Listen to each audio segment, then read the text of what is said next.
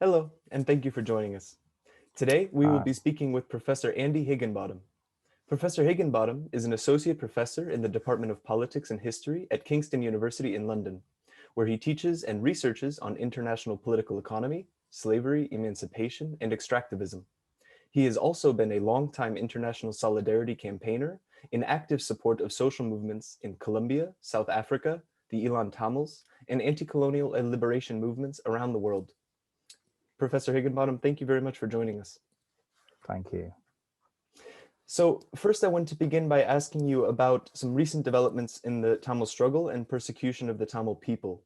So at the end of this past month, in March 2021, we have seen in Germany the detainment and deportation of a number of Tamils to Sri Lanka, days after the Human Rights Council of the United Nations issued a resolution decrying the deteriorating human rights situation in Sri Lanka. I was wondering if you could tell us a bit about this situation and how you analyze it in the context of recent developments in the struggle. Sure. I mean, the situation in Sri Lanka is quite horrific. I mean, the deportation should definitely not have taken place because you're deporting people back into a situation where they face genocide. The worst attacks to level of massacres against the Tamils took place in 2009, but we have to understand that the genocide is actually a continuing process. And just to give you an idea, in the Tamil areas of Sri Lanka today, there are over 100,000 troops, soldiers working on the ground, controlling the civilian population. They are talking about setting up something like 120 police stations. They're grabbing a lot of Tamil land. There's a lot of rape of Tamil women. Disappearances of Tamil people continue. Detentions of elected Tamil representatives, such as the mayor of Jaffna just last week. Uh, it's a continuing army of occupation. And this is from the Sinhalese majority state, which is center of power is in Colombo. And basically what they're doing progressively is occupying land by putting in colonial settlers of Sinhalese origin Hmm. to take over Tamil lands. So what we're seeing is an ongoing, it's unfolding, it's happening right now. For example, in the researchers from the University of Oakland recently did a report just last month about land grabs. So what we're seeing is a huge grab of the Tamil areas by the Sinhalese state, including in particular as well around Trincomalee, which is a harbour in the east of the island, which is of great strategic importance as well. And the other thing that's happening is there's been increased persecution of Muslim people in Sri Lanka. So, for example, the state is now saying that all books which are of Islamic faith have to be vetted by the Ministry of Defense. They're closing all Muslim schools. And then finally, the human rights situation is just appalling. There have been, since 2009, there have been hundreds of detentions and victims of torture, which have been completely well documented and clear. So, taking this in its entirety, the United Nations position is completely inadequate, to say the least. Um, all the human rights organizations now are pretty clear that this is a genocide which is taking place. And the main perpetrator of the genocide, the actual operator of it, has been the Sri Lankan state.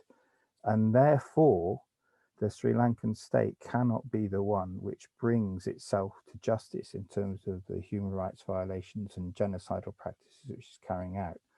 What the United Nations has done ever since 2009 is to keep the matter internal to Sri Lanka.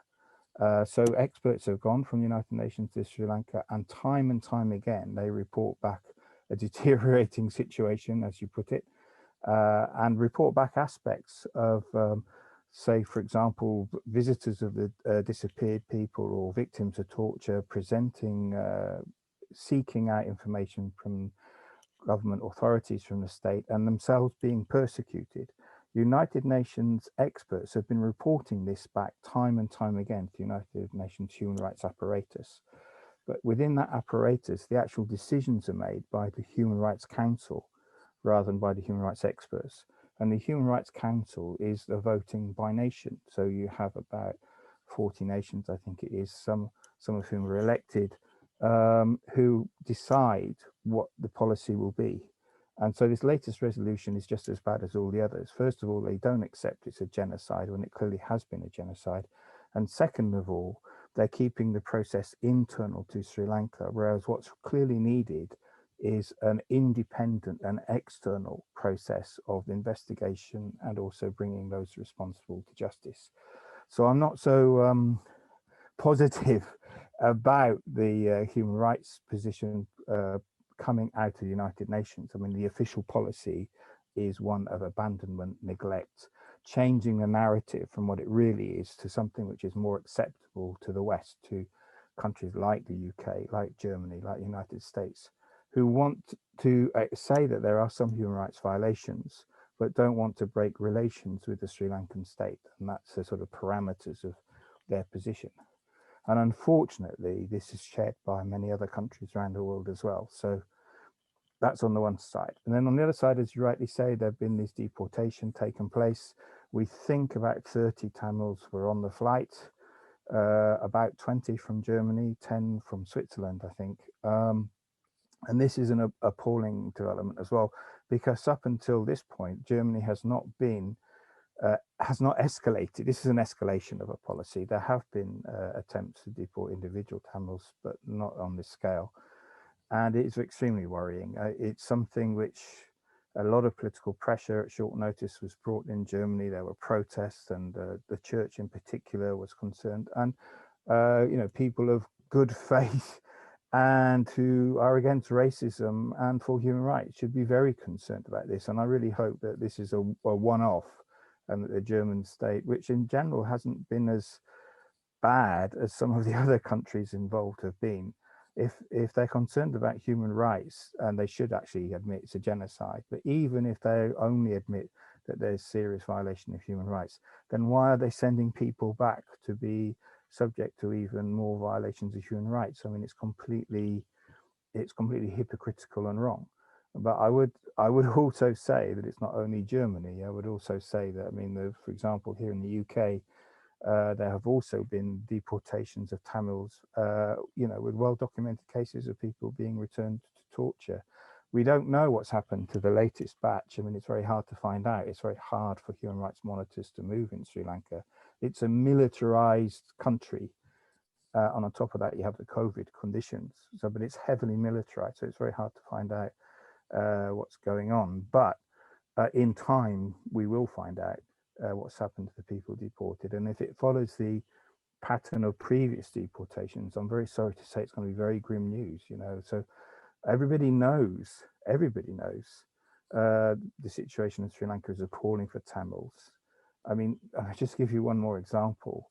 There's been a protest of mothers of the disappeared. Now, in other parts of the world, such as Turkey, such as Latin America, when you have a repressive regime, one of their common characteristics is to disappear opponents. And, basically people are taken out and never brought back, and they disappeared under detention, tortured very often. Whenever evidence is found, often by accident, of what's happened, and they're very sad stories, basically.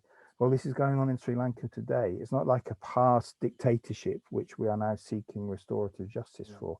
This is going on in Sri Lanka today. So, of course, there should be no deportations. And all the governments concerned in Western Europe and in the UK should absolutely have a policy of no deportations to Sri Lanka. As we've seen time and again, the United Nations is the United Nation states, and so the decisions it takes are determined by the dominant nation states of the world, and so they will not take decisions contrary to their own interests.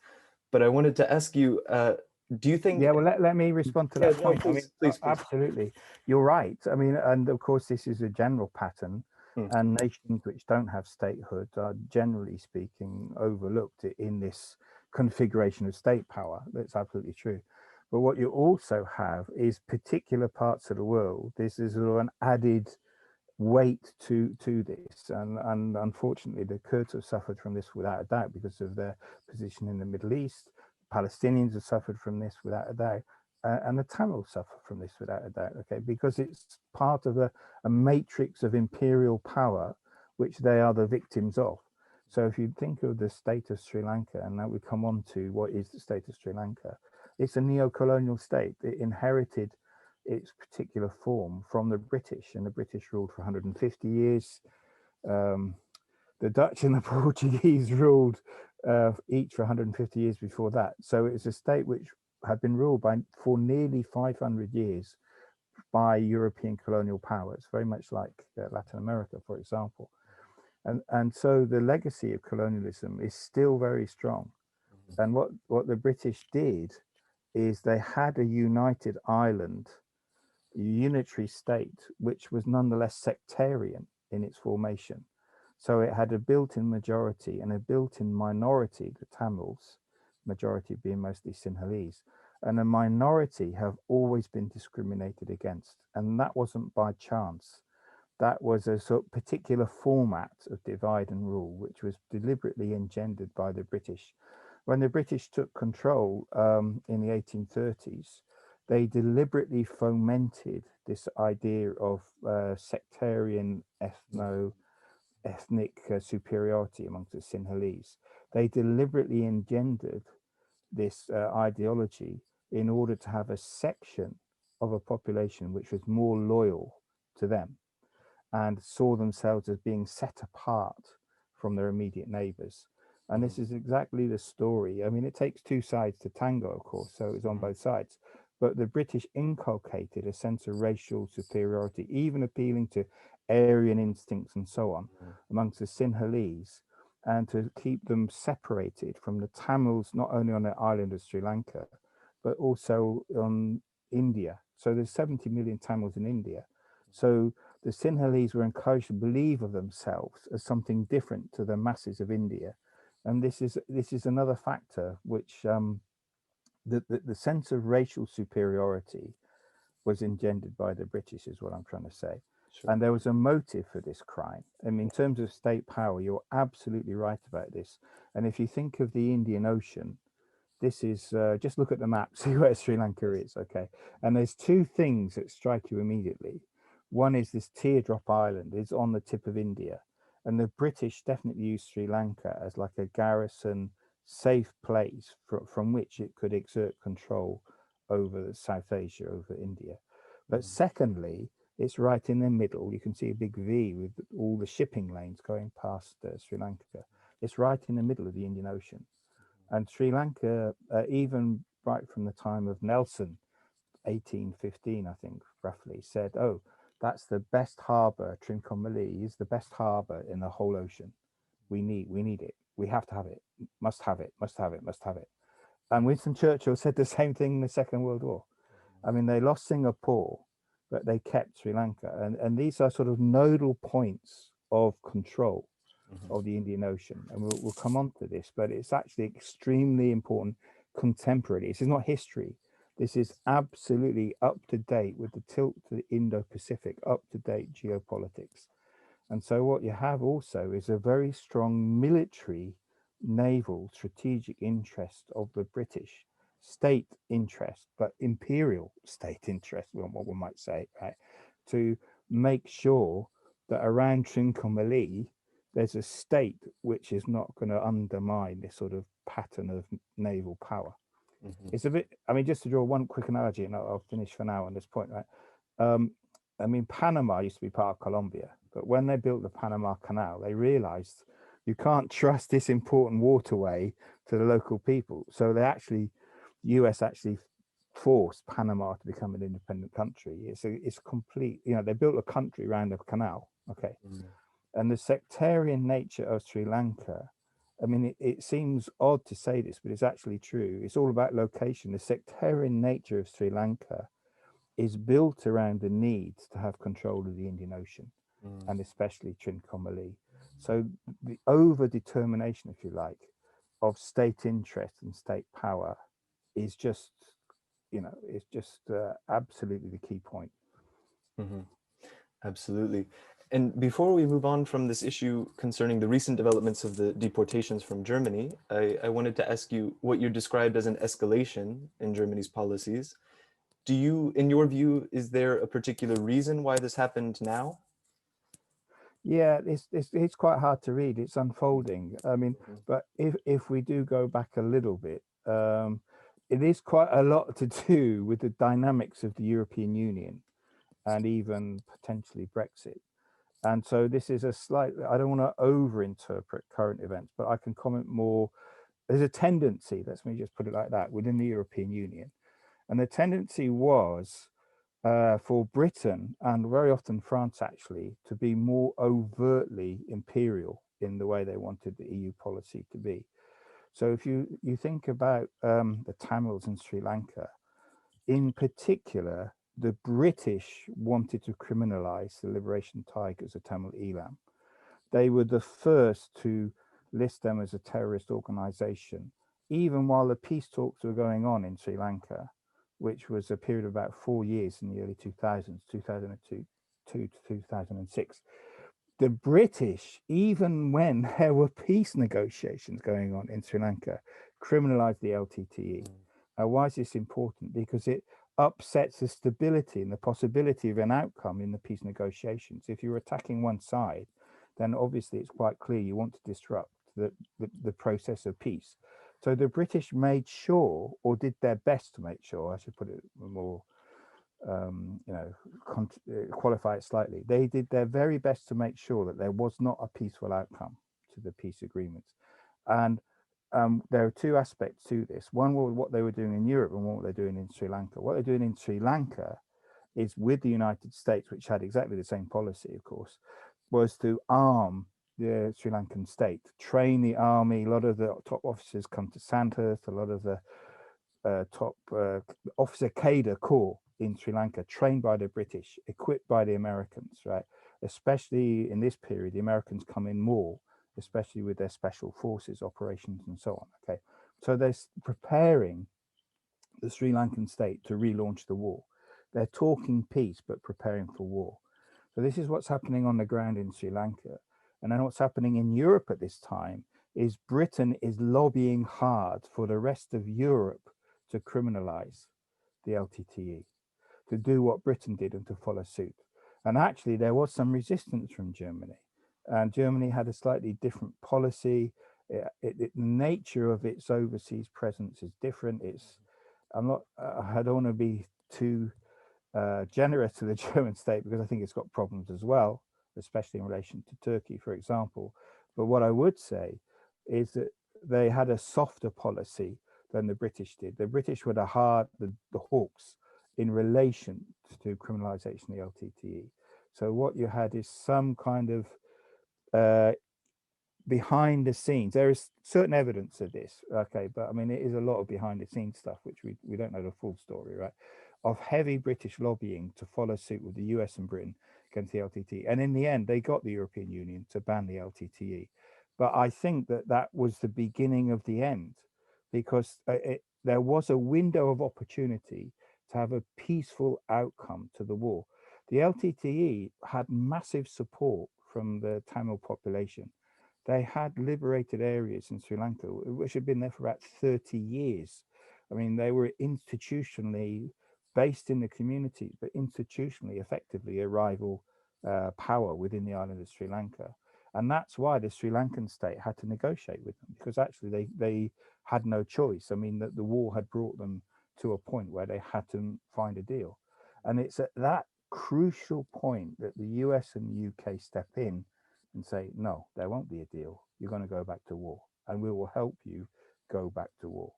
And I mean, Germany at that point wasn't so, wasn't so happy with that position. Okay, for its own interest, maybe, but maybe it didn't want to see a war again in Sri Lanka, and had a more open, progressive immigration policy. I mean, asylum seekers who couldn't get asylum in Britain would get asylum in Germany, for example. Okay, so, but this latest turn is quite worrying. It looks like rather than the UK improving its policy to be more like Germany's, Germany has decided, despite Brexit and all the apparent tensions, underneath there seems to be some degree of cooperation going on. And I'm really worried that, what this might mean is that return of deportation flights from the UK as well. So if the UK, Germany, and Switzerland are somehow cooperating, when it's a big warning. It's a big warning light. We should be on red alert against any such attempts to once again have mass deportations from the UK. Absolutely. So I would like to move now, if we can, to discuss a bit more of the history. Now, as you've already alluded to and discussed a little bit concerning the background conditions and fomented sectarian divisions in Sri Lanka, I'm wondering if you could say a bit about the origins of the Tamil struggle in Sri Lanka up to the establishment of the LTTE. Sure. The LTTE was formed in the 1970s. My signal is okay still, I think. The LTT was formed in the 1970s. There's a sort of like before the LTT and after the LTT. Before the LTT, the Tamils played an extremely important role in the fight for independence. So back in the 1930s, there was a Congress for Independence, which was basically major contribution from Tamil political leadership. And they wanted independence for everybody. It wasn't like on a national basis, right? But when independence came, what they found was, in education in particular, which is very important for the Tamil community, but in other sectors as well, there was a degree of discrimination. The new state was not a fully secular state in that sense, right? It was tilted to advantage towards the Sinhalese community. And this was a legacy from the British. There's no question of it. So the possibility of within one state there being a genuine equality was all the time being undermined. And this was particularly the case, if you like, you might call it the civil rights stage in the 1950s, right? This was the case. There's all kinds of discrimination against Tamil people.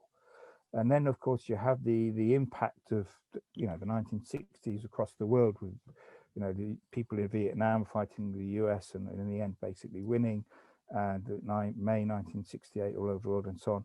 And the Tamils basically said, so what about us? And are we just going to stay the way we've been for the last generation? And that youth, Tamil youth, was the seed of the creation of the LTTE.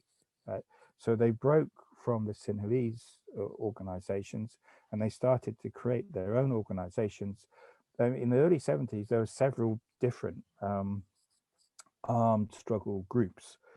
And the LTT emerged as the predominant one, and it not only defended the community, it did go on to take offensive tactics. And the next turning point of that really was, in the 1970s, there was the beginning of, if you like, guerrilla warfare, we could call it that.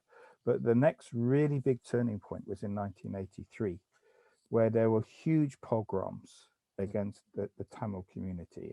Thousands died. I think the figure is about 3,000 were killed. Libraries were burnt. People were gunned down in cold blood. People were set on fire in their homes. This was a racist mobilization. Now, the general idea of Buddhism, it's a very peaceful religion, but in this particular cocktail situation in Sri Lanka, there's a sort of an extreme Sinhalese right-wing ideology, which I think is related to the neo-colonial transition, but has its own dynamic as well. And so what you had is sort of racist cadre mobilizing, dressed as monks, but basically saying, go and kill the Tamils. And they did. They killed a lot of Tamils. And that is a point which you often find in the development of other liberation movements as well, where the peaceful road was basically exhausted. There was mass suffering of the Tamil population. And this was already a genocidal process. So from this point of view, the LTT emerge as the force which will defend the Tamil people. And from the 1980s onwards, you have two things. You have flight and fight. So many of the refugees in Britain, certainly, and I think in Canada, Germany, and the rest of the part where you find Tamil people, many people had to flee in the 1980s from these massive pogroms. But of course, people stayed as well. And the people who stayed and people who left were very often connected, families and so on. And the people who stayed joined the LTTE. They provided a cadre base. LTTE became a mass organization. if you think of the degree of involvement, I mean, it was a bit like the Vietnamese in that sense, right? Which is that everybody's involved. Everybody's involved, participates. There's going to be political disagreements and so on. But it was very hard once that happened for the outside to break the fighting spirit of which united the LTTE. There's and the massive Tamil people in the north and east of the island. And there's an awful lot of attempts to say, well, Tamil civilians are the good people. It's those nasty terrorists, the LTTE. That's a sort of a liberal conception, I have to say, which also is sort of interventionist and saying it's okay if you do peaceful means to defend human rights, but whatever you do, don't resist through armed struggle, right? You're not allowed to do that. It's only the states that can do that. Well, of course, the Tamils had been through all of that, and they died and they died and they died. And at a certain point, they say, well, okay, we're going to fight. What else do you want us to do, right? We're going to fight. And they fought. And the LTTE managed to create, over the course of a generation, more or less, liberated areas. I mean, the Vani in particular, in the north, central north of the island, was Tamil territory. And after the peace talks, that's what brought about the peace talks, because Colombo could not stop, could not prevent this sort of almost dual power type situation. But then what happens, of course, is the point that we've already touched on, right, is the counter mobilization brings in the power of the major imperial states. But also because of the Sri Lanka's position, it was able to get assistance from China as well. So none of the big powers, which are now shaping all the debates for like the 21st century, none of the big powers were prepared to do anything else to support the Tamils. They all wanted to court the support of the Sri Lankan state. And so the Sri Lankan state had been set up, armed by not only by the West, but he got arms from where everywhere, basically, artillery, aerial power. They used it all, and they just bombarded the hell out of the Tamils. I mean, it was just awful killing fields. I mean, the Channel 4 film by Hamish McRae's been made about this. It shows it with a degree of graphic, montage of their scenes. They were targeting hospitals. They had artillery coordinates which were passed on to the Red Cross, passed on to the Sri Lankan state to say, avoid bombing these areas. Those were the areas that were bombed. And so you have at least 70,000 people were killed. I mean, the scenes are just horrific. And so the spirit of the need for a separate state has not gone away. I mean, the character of the state is also different, one has to say. I mean, these are not equivalent states, right? So the liberated areas under the LTTE would be much more organically coordinated as self-organized communities with what you might call a state apparatus. I mean, it's a different relationship. So, I mean, in the Bremen Tribunal, for example, in 2013, we heard witnesses speaking about their experiences. And this is a really important factor of what happened, which is largely, even by supporters of the Tamils, slightly understated, which is that there was a social transformation taking place as well. So, for example, Tamil women were completely breaking out of the normal stereotypes of, South Asian women, and were leading organizers, leading fighters, and so on. But also slightly more broadly. So they have a lot of collectivity in the way they organized, but people were being killed because it's a war situation. They had big orphanages, for example. A lot of social care was taking place. There's a very particular witness we heard in the Bremen Tribunal in 2013 of a guy who was disabled, and he was in a relatively good situation in Germany. Okay, he was being looked after, he had social care and so on. But when he went to Tamil Eelam, he just said the quality of care was just completely different, much more supportive, much more accepting of disability as part of life. I mean, again, it's it's slightly characterized by being a war situation, but you'd have people driving around on mopeds with one arm and stuff like this all over the place, right? The much greater acceptance of disability is not something to be excluded, but something that society should facilitate and make adjustment for. I'm just using that as one example of a progressive social process that was taking place in a Tamil areas, and that also had to be destroyed, and that destruction is still going on because it's something within collective memory which in the end has to be destroyed. And one of the really interesting things about the Bremen Tribunal is that the panel of judges included an expert on genocide from Argentina. Feinstein is his name, and he's written about genocide as a process of social reconstruction. So what you have with the Tamils is this duality, actually, because there's no question that the immediate and first trigger was a fight for national self-determination. I mean, that's what the LTTE stood for. They said, we need a separate state. We cannot protect ourselves within a unitary state. We need to create our own state. This is Eelam. This is homeland, okay? But what the content of homeland is, once that process gets going, the people with the liberation movement, there's some kind of discussion, I think, going on there, but very interesting to follow that, right?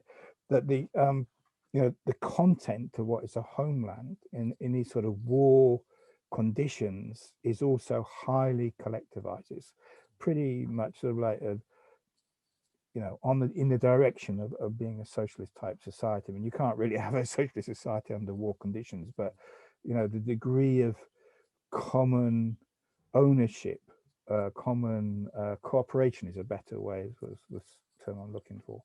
Now, all of this was destroyed by the massacres in 2009, and I think that I think that the Tamil people will not have lost this spirit of collective organization, but under current conditions, everything is total war is designed to spread fear.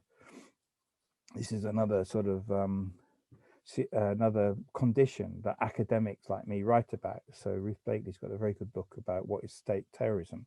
I mean, they're always so quick to label liberation movements as being terrorists, but if you look at the actual actions of the states, they are terrorists. Their actions, they're terrorists. They're using violence against large numbers of people in order to instill fear, in order to sow fear. And what I want to do is not only destroy the LTTE, which they have done, but to destroy the idea, the possibility, the hope for Tamil Eelam, for a homeland once again.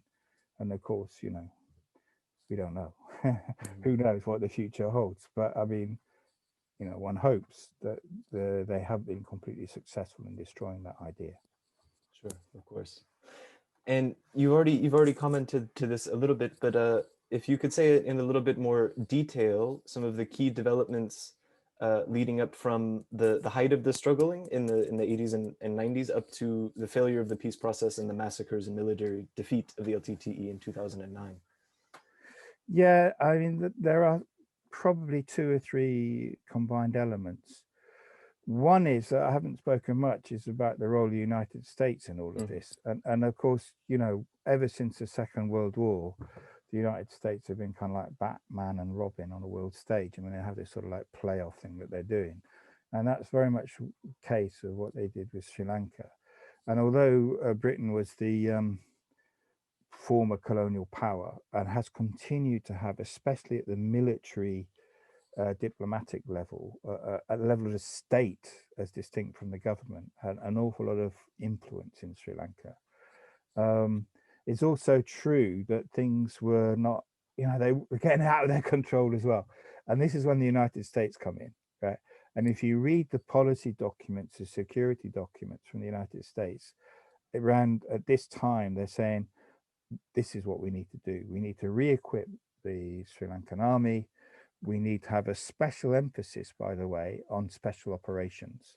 And they train units of the Sri Lankan army in special ops type stuff, going behind enemy lines and killing people, but not accepting this was in battle. And in particular, they focus on recapturing of the area around Trincomalee. And when the peace process broke down, the very first battles, which were launched by these special operations units, were to capture the land around Trincomalee Harbour. So I think the United States were very clear about what they're about. So this would have been about 2004, 2005. And from 2005 to 2009, you have a process of encirclement of the Tamil north and east, and the armies closing in more and more, and the liberated areas shrinking and shrinking. And at a certain point, this Western equipped army with no opposition. See, another part of the problem was that Sri Lanka presents itself as a kind of like a socialist state, which is complete nonsense, but in the rhetoric it does. And in the non-aligned movement of the world, countries like China and even Cuba, who, you know, and the leftist governments of Latin America at the time, who one would have hoped to have actually recognized the reality of what was going on, were actually quite disappointing, I have to say. And I'm sad about that. I wish it was otherwise. But the truth is that they kept with this sort of state structure, which you mentioned, and aligned themselves with the Sri Lankan state, rather than seeing the reality of what they were doing to the Tamils, the Tamil community, right? And I think perhaps that was also China's interest, because China is very interested in, you know, Sri Lanka is the point at which literally the crossover from the oil from the Gulf heading off to Japan and China in one direction, and then the imports from Africa heading to China in another direction. It's really at the crossing point of all of the trade of the Indian Ocean. And the Chinese built a port in the Sinhalese area, a massive port structure in the south. And so the Chinese were also courting and wanting to keep the Sri Lankan state with them rather than with the US. So it's kind of like, unusually for a third world country, the Sri Lankan state had both the major powers of the world, you know, courting their favor. So they had complete impunity for what they were being set up to do. And you take these external factors with the internal factors of this sort of mobilization of a racist ideology. I mean, they were just let off the leash. I mean, they were just given every possibility, and it was a killing field. So they started to bombard Kilinochchi, and Kilinochchi is sort of in the north center of the island of Vanni district, in the north middle of the island. And they cut off this area from Jaffna, which is the Tamil capital in the far north, and this was cut off. Elephant Pass, it's actually called. So, you know, slice and dice militarily began to happen. And the Tamil people were driven to this sort of point Mulivaikal in the northeast of the island. And this is where the real perfidy is shown, right? So the Sri Lankan state said, okay, so what we're going to have is fire-free zones. If you go into these areas, you'll be safe. So the Tamils population now basically on the run because they're being bombarded by now superior military force. Big difference in air power. I mean, the LTTE did have quite a considerable sort of power. They had a navy, for example. I don't think they had aeroplanes, but I mean, they were quite resourceful in their degree of. I mean, it was more than AK-47s they had, right? They had quite a lot of stuff, but they really were at a disadvantage when it comes to aerial power. And this is where the US and Britain really, you know, their capacity in this dimension of warfare really showed, right? So you have all these fighter jets overhead, you have artillery bombarding, Tamils being told to go into these free fire zones, and this is what the film shows so clearly. And when they go in there, they're then the target. So the artillery fire is actually concentrated on the supposedly safe areas. And this is the point at which the United Nations pulls out. Of course, there was some danger for the United Nations observers, but I mean, come on. I mean, this is your whole vocation. What's going on here? The United Nations pull out the only last thread of potential protection for these people. And, you know, the US had spy planes watching it all going on. They were even talking about bringing an aircraft carrier up and so on. And basically, they were trying to get the LTT to submit, to say, okay, surrender, surrender, and no Tamil Eelam off the agenda, right? The LTT never submitted. Now, you can also say, well, maybe they should have done. But what you can also see is when they did surrender, they were all taken out anyway. I mean, I don't think surrender would have saved their lives, actually, because all the evidence is they were going to be killed. Any known commander, I mean, Prabhakaran as the leader of the LTT was killed, right? His son, 12-year-old boy, was captured. And again, the Channel 4 film shows this absolutely clearly. A 12-year-old boy was assassinated by the Sinhalese troops. You know, you had all kinds of people who it's known were assassinated in captivity once they were captured. So there was no way out for them. They were abandoned by the international community. Well, what is the international community? The community of international states. They were sacrificed on the altar of these geopolitical interests. And you know, again, I mean, there's more I'd like to say about that in terms of the UK, but I do think that the UK set it up, but I think the intervention of the US was crucial in the end game period. Mhm. Yes, well, it's a very good transition point. As we've been discussing throughout the conversation, the role of the UK and Europe and North America in general in this conflict. So I wanted to ask you if you could speak more specifically about the UK involvement in policy in Sri Lanka and in the region more generally, and that of Europe and North America as well, also in the context of the global war on terror and these geostrategic interests, as you've been mentioning. Yeah, that's absolutely. I mean, at that time, ever since 9/11, of course, to say something is part of the global war on terror gives you a green light to go ahead. I actually do a lot of my work in relation to Colombia in Latin America. And it's not exactly the same, but it's part of a general pattern, which I just used to illustrate it, right? Which is that in 2001, the United States military think tanks were saying, well, look, we could win the war here, but it's going to be a huge sacrifice to human rights. And any regime, any government which is carrying out such a war would have to basically suspend the human rights of the civilian population and would be therefore internationally isolated. This was the RAND Corporation, Colombian Labyrinth, June 2001. Okay, June 2001. 3 months later, we have 9/11, September, right? And all of a sudden, what would have led to the state's isolation became actually a positive in terms of US policy, right? So if a state was saying, we are part of the war against terror, that would be a green light to get US support. And that's absolutely what happened in the case of Colombia. It's also absolutely what happened in the case of Sri Lanka, which is the war against the Tamils and their right to self-determination was so easily recast in terms of the war against terror. So the US says LTTE terrorist organization, Britain says LTTE terrorist organization, gets the EU in the end to also accept this position, right?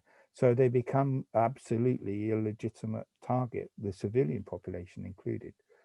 So the transition from the war against terror, obviously we were talking about last nearly 20 years now. Okay, I do want to bring it up to date. It's quite important this, because here we are on the day where the whole mass media is going on about what a wonderful guy Duke of Edinburgh was, Prince Philip. Okay, what I would say is this is a justification. The royal family is a justification for continued empire, and that continued empire is hidden in plain sight.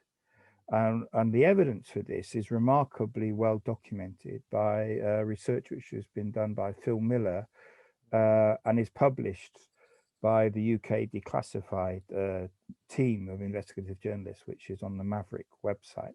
And you should, Daily Maverick, right? You should really have a look at it, right? Because they've unearthed and shown the degree of collusion between the British royal family and the sultans and emirs of the Gulf states of the Middle East. And this is part of the story, actually. So, for example, Prince Charles, Prince Andrew, the Duke of Edinburgh, the Queen, share their love of race horses and all this stuff, or hobbies of the super rich, you might say, right?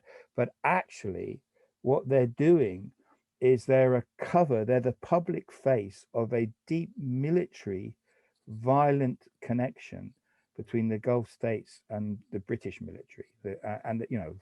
Okay, so it's all okay that they're the titular commander of the Marines and what have you. It's not okay. It's really not okay, right? Because how does Britain keep its place in the world except through these type of methods?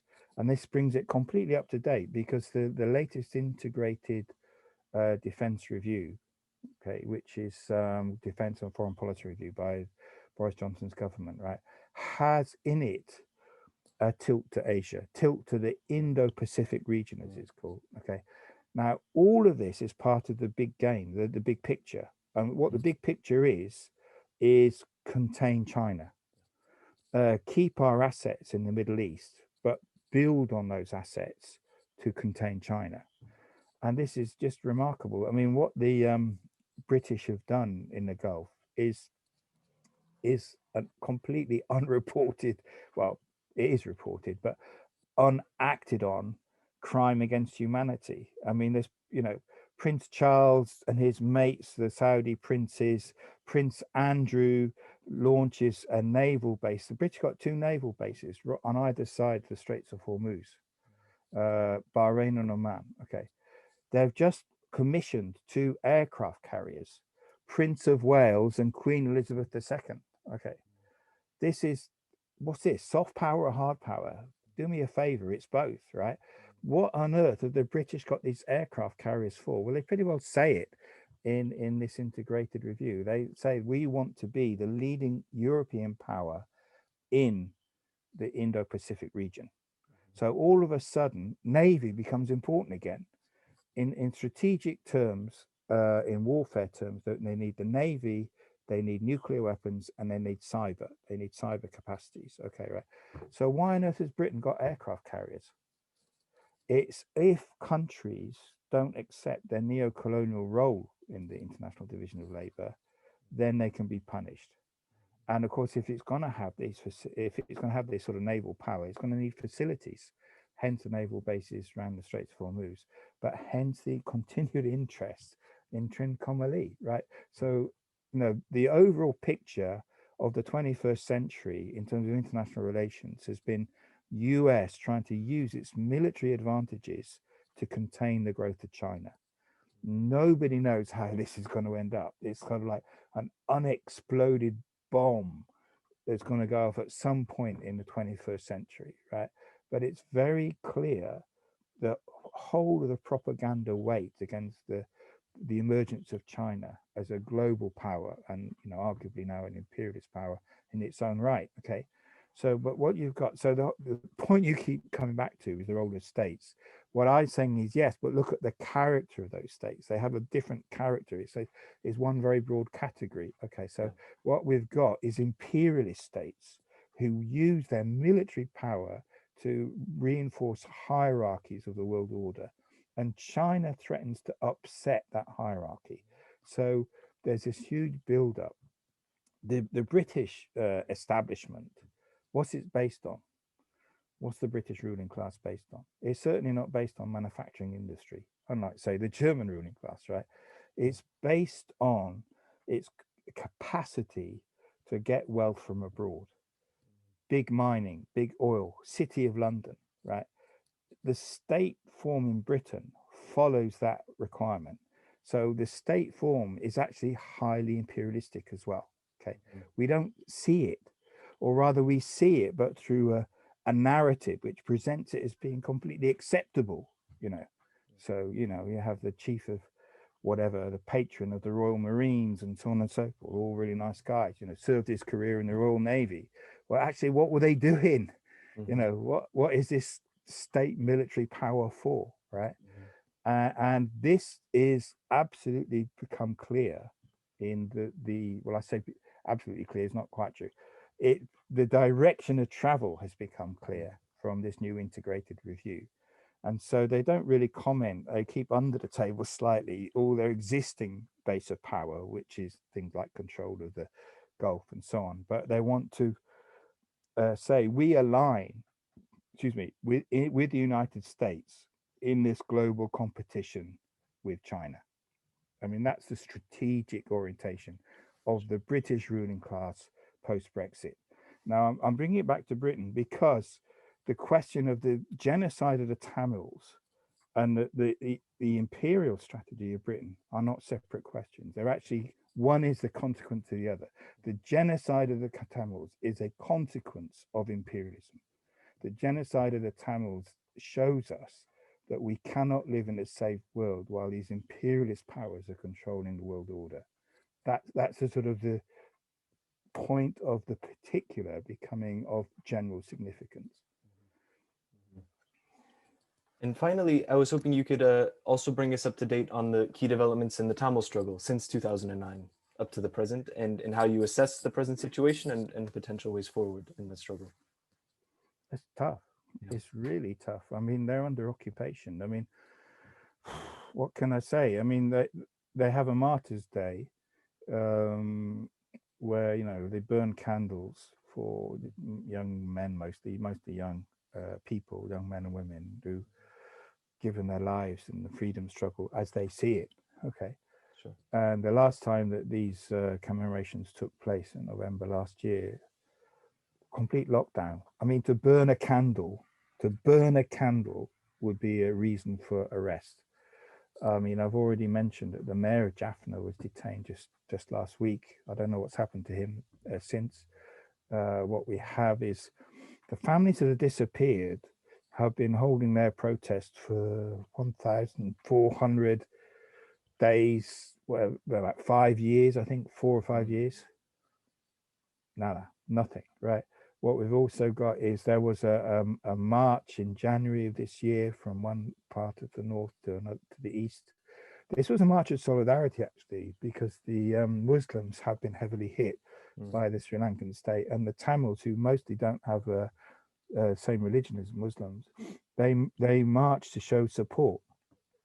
Now, in the last few days, the organizers of this march, a solidarity march across communities, they've been detained. They've been harassed by the by the Colombo state, by the Sri Lankan state. So the question then is, what about the diaspora? Because it's complete lockdown in Tamil Eelam, right? Diaspora has actually got an existential problem, I would say. And this is a continuing narrative because the Tamils, particularly in England, are split, and I would say in class terms, I mean, not completely split, but two broad tendencies.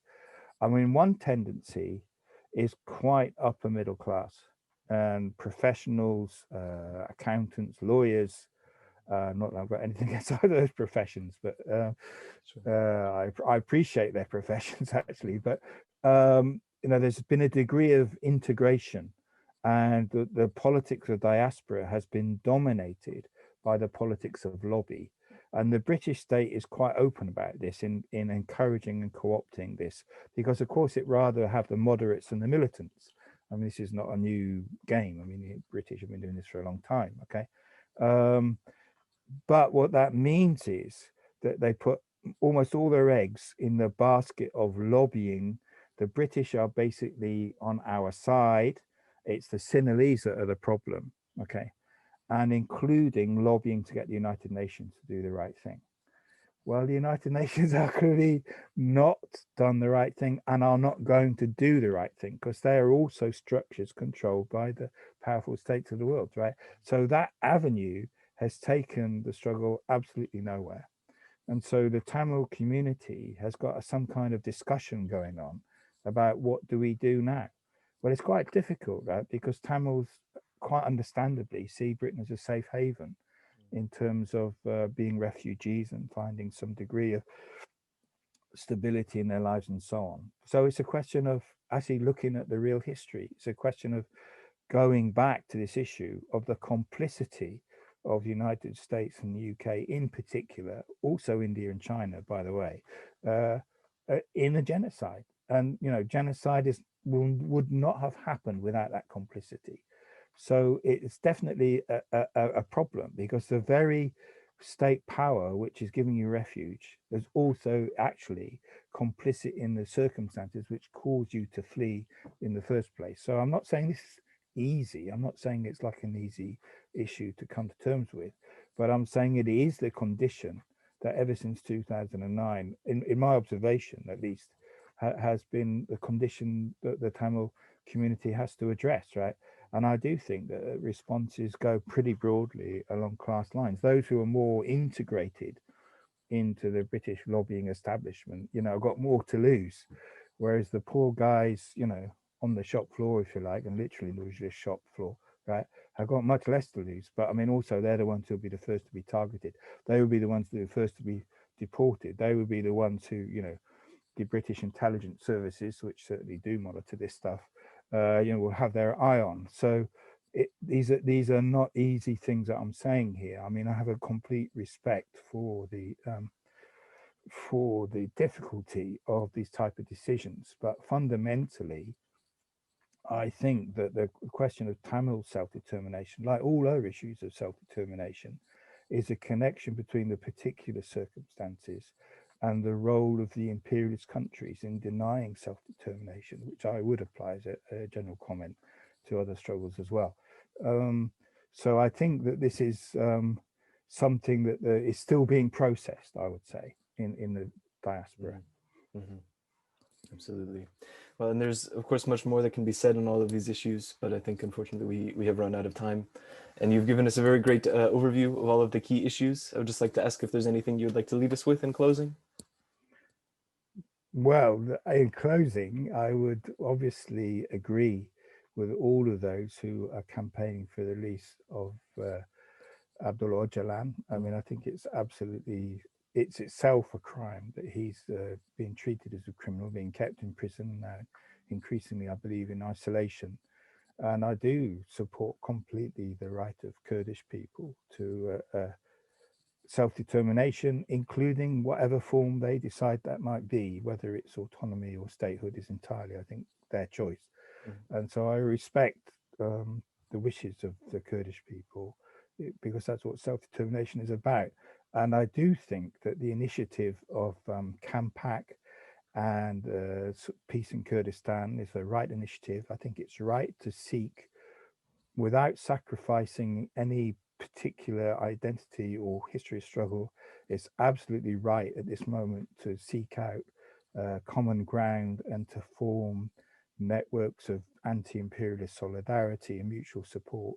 I think that's something which was part of the generation of the 1970s, which to some degree we've lost, and it's really important that we recover it. And so I'm very pleased for this interchange to take place. That's great. Thank you. I agree wholeheartedly. And it was a pleasure to speak with you. Thank you very much. Thank you.